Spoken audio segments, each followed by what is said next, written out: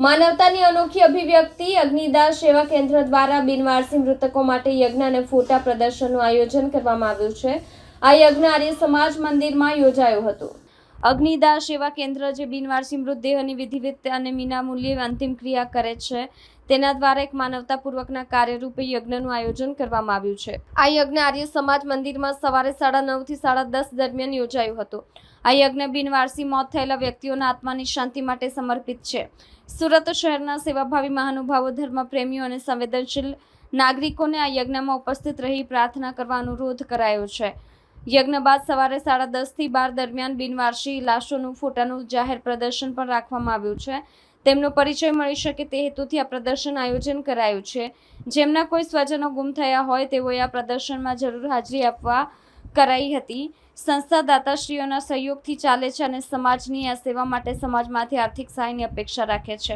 સંસ્થા તરફથી જણાવવામાં આવ્યું છે કે માનવતાના કાર્યમાં નાનકડું યોગદાન પણ અનેક જીવો માટે આશાની કિરણ બની શકે છે। નમસ્કાર દર્શક મિત્રો, મારું નામ વેનીલા રસિકલાલ મારવાલા, અગ્નિદાહ સેવા કેન્દ્રના પ્રમુખ। અગ્નિદાહ સેવા કેન્દ્ર દ્વારા સુરત શહેરની અંદર બિનવારસી લાશોનું વિનામૂલ્યે ન્યાય જાતના ભેદભાવ વગર અંતિમ સંસ્કાર કરતી સંસ્થા દ્વારા આજે આખા વર્ષમાં જેટલા પણ બિનવારસી મૃતદેહોના અંતિમ સંસ્કાર કરેલા હોય તેવાનું આજે સુરત આર્ય સમાજ મંદિર ખાતે યજ્ઞ એમની સદગતિ માટે યજ્ઞ રાખવામાં આવ્યો છે।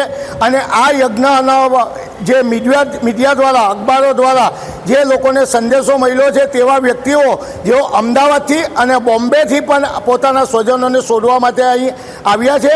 જેમાં અમદાવાદમાં જે ભાઈ આવ્યા તેમના ભાઈની આ સંસ્થા દ્વારા ફોટામાં એમની ઓળખ થઈ છે। અને આ સંસ્થાની અંદર આર્ય સમાજ અમને વિનામૂલ્યે હોલ ફાળવી આપ્યો છે।